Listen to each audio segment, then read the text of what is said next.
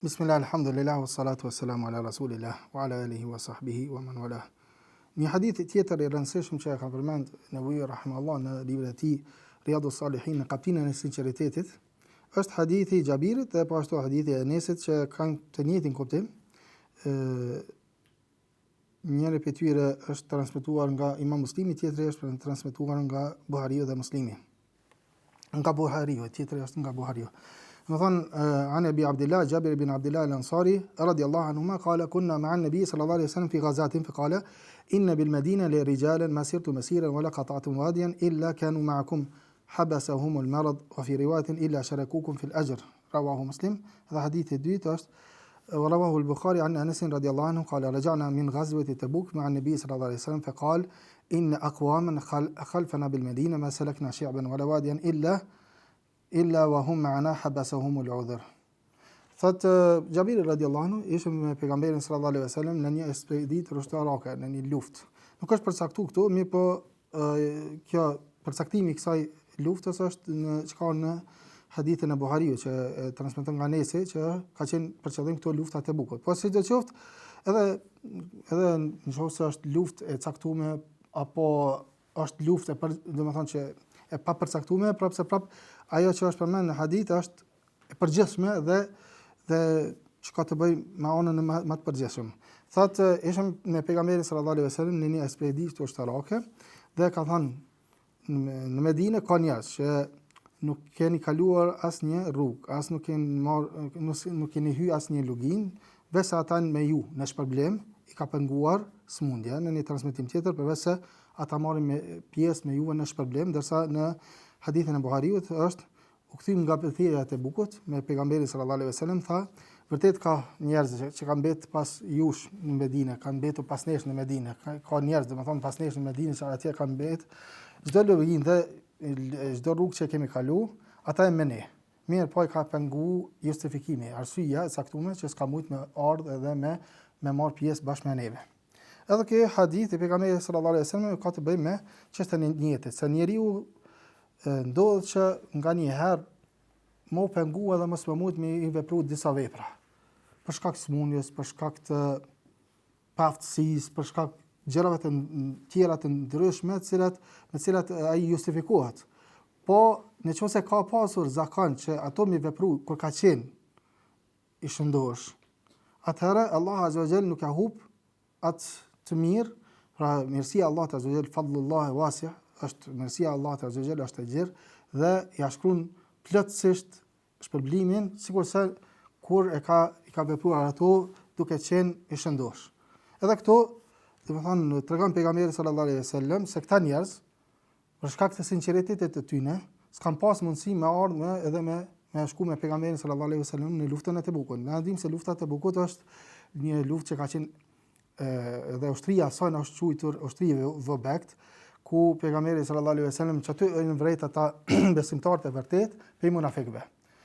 Këta besimtarët e vërtet kur janë shkuar te pejgamberi sallallahu alaihi wasallam kanë thënë po dojnë me ardh, ka thënë kul la ajdu ma ahmilukum alayh.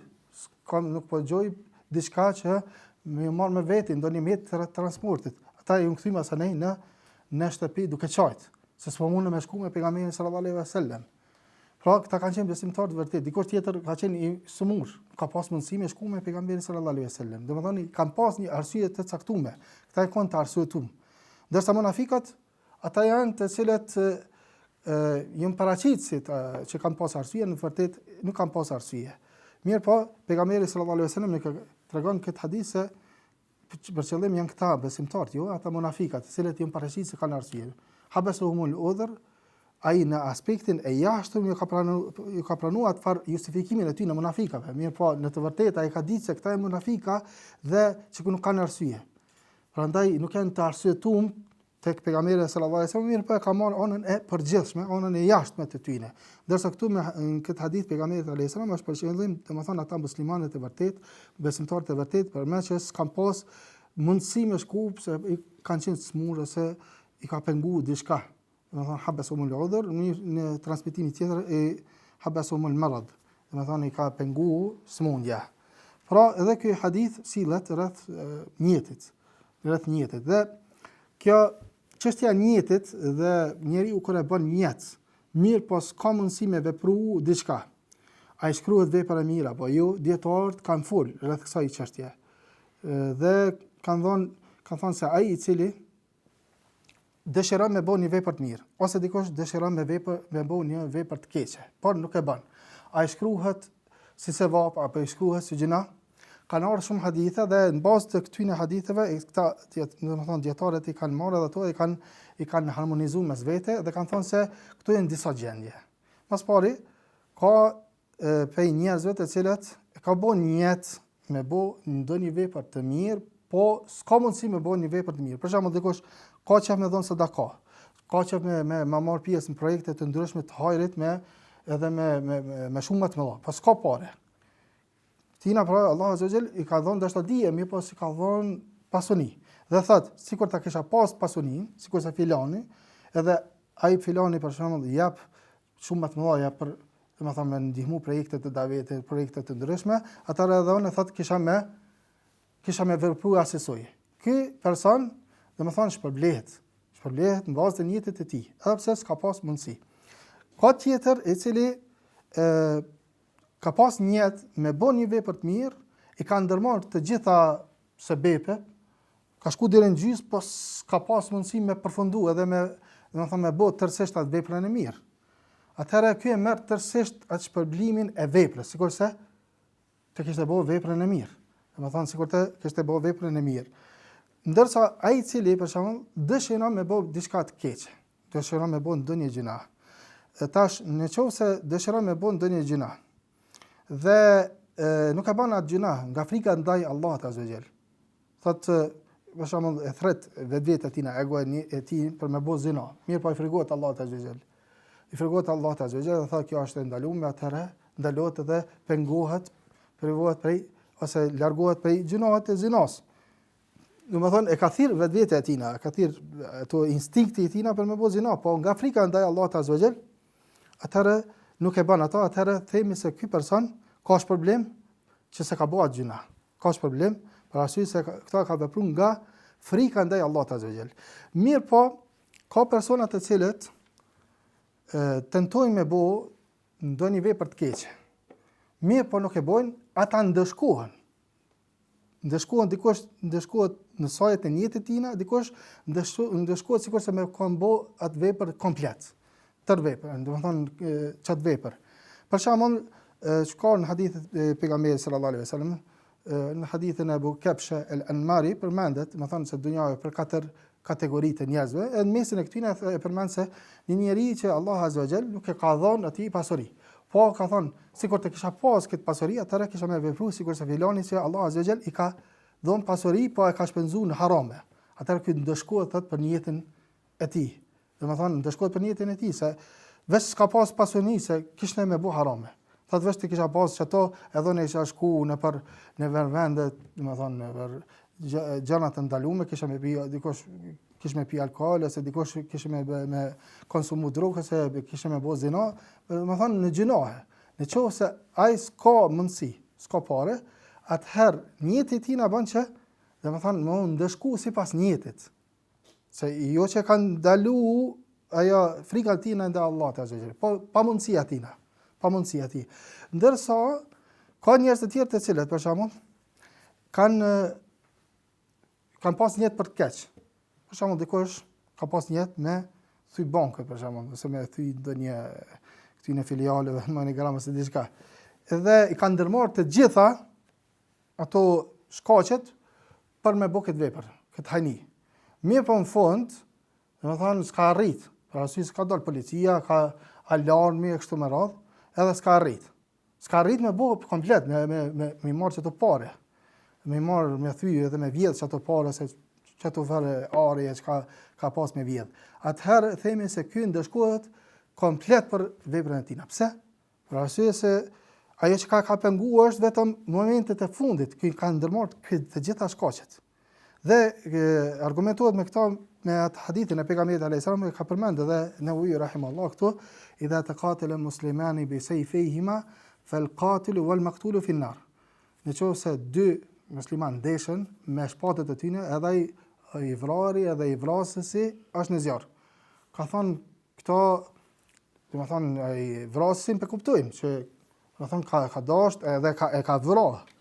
Mirë pa i vrarë pse me ai se ka vrarë këta. Atëherë ka thonë ai ka qenë kon iniciator edhe kon pe atyne që ka pas për qëllim me e vrarë ato, veç s'ka mujt.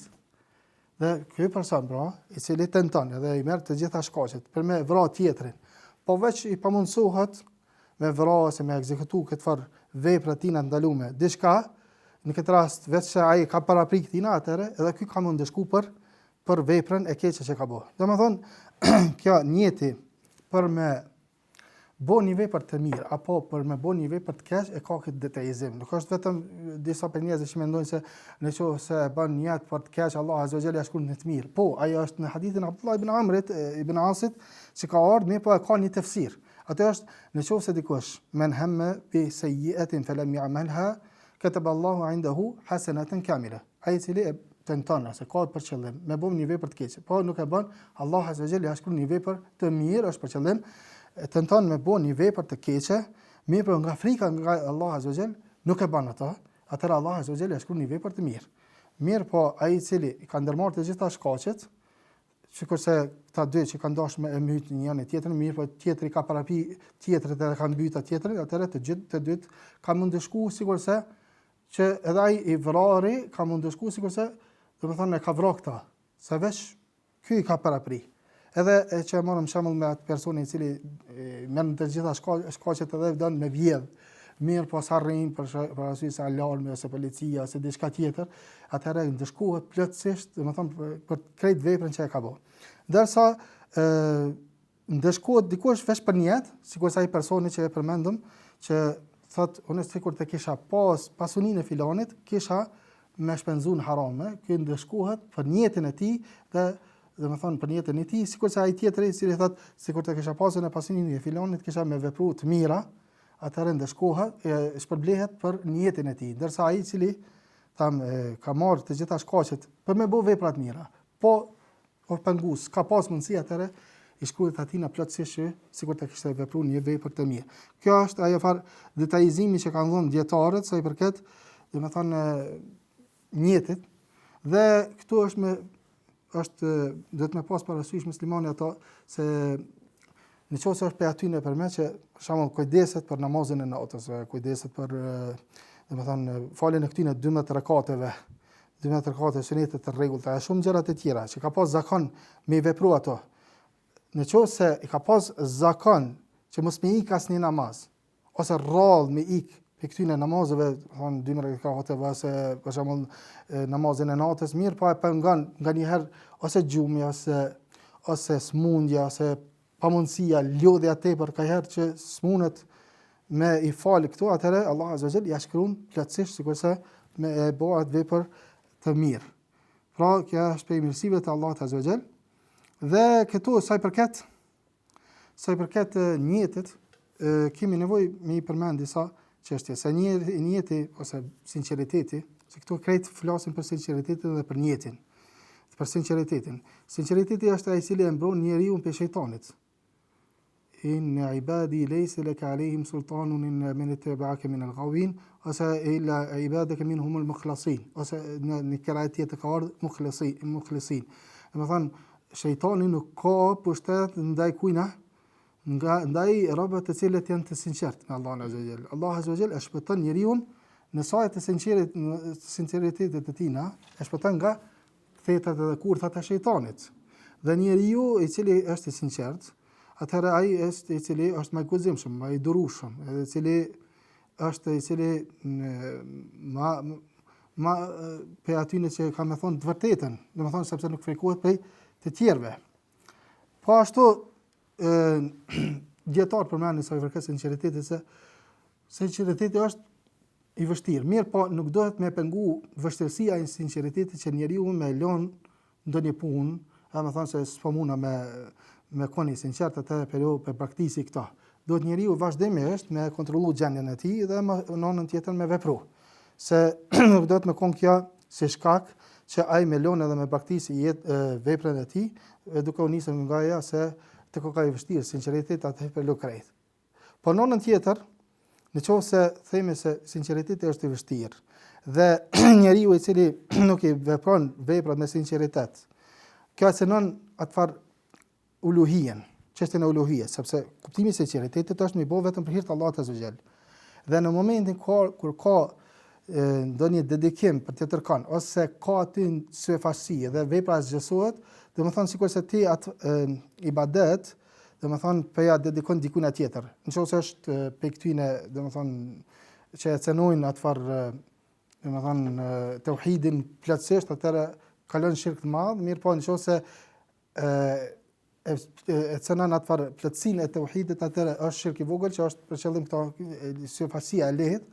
Mirë po në anën tjetër, nëse dikush për shembull dëshiron ose thot se filani nuk është i sinqert, filani është kështu, ja ky domethënë po kallëzohet si poshtirec, nuk është i sinqert, po kallëzon para njerëzve.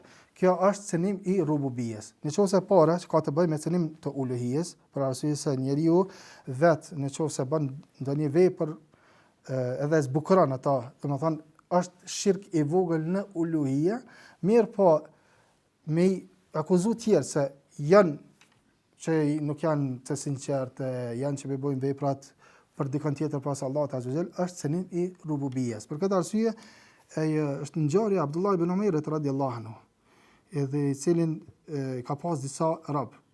Dhe ka thënë kush është për juve që bën vepra të mira, shoh që është mafetar, atëherë ka më liru. Dhe disa prej tyre janë paraqit, i shku në xhami, ka lexuar më shumë Kur'an, në mënyrë që më u liru prej robërisë. Edhe Abdullah ibn Umayri ka liru, edhe njerëzit kanë thonë po të mashtrojnë këta, ka thonë kush na mashtron për Allahun azza wa jall, edhe na pranojmë atë mashtrim nëse bën për hir të Allahut azza wa jall.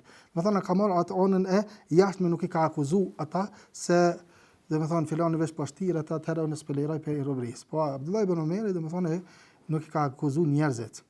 Në anën tjetër edhe çështja e sinqeritetit është që më së shumti që ka nevojë për çështjet e sinqeritetit, domethënë davetxhit, hoxhallarët, aktivistat, njerëzit që merren me udhëzimin e drejtimin e të tjerëve.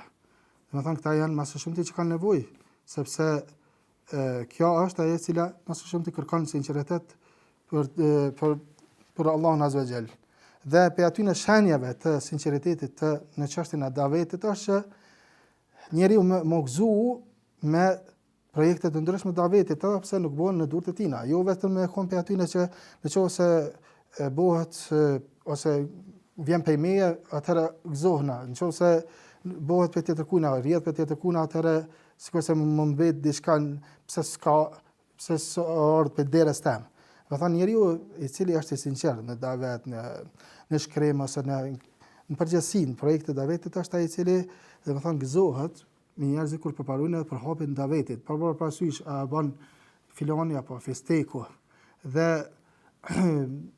për shembull Imam Shafiu, ajo është e vështirë që ka thonë Imam Shafiu, mirë po e përmendëm.